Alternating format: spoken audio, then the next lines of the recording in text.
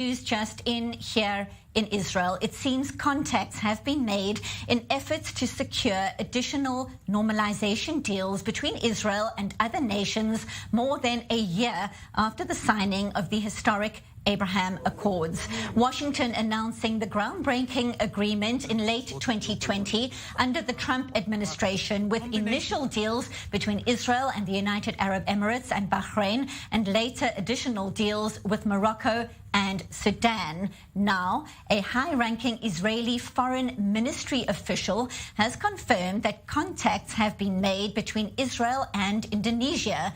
The official saying the goal is to normalize ties with Jakarta, adding this will be a long process.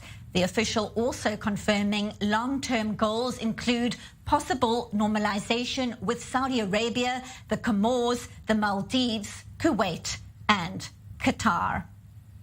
So for more insight, our diplomatic correspondent Eli Hochenberg is here in studio. So there isn't a lot of detail at this stage, Eli, on this development, but contacts between Jerusalem and Jakarta would be a significant breakthrough if it were to progress down the line to something concrete. Break down what it means. Absolutely, it will be meaningful. We've been long talking about the potential next country to join the historic, groundbreaking Abraham Accords, and Indonesia definitely is one of those names that many here in Jerusalem have been waiting to see how things will progress with. It's important to note, Benita, the status of relations between Israel and Indonesia is that there are no relations, not good relations, not bad relations, but a state of no relationship, even though that in more unofficial channels we do see some commerce ties on the diplomatic level, no official ties. Now, again, we have seen indications in recent weeks or months, rather,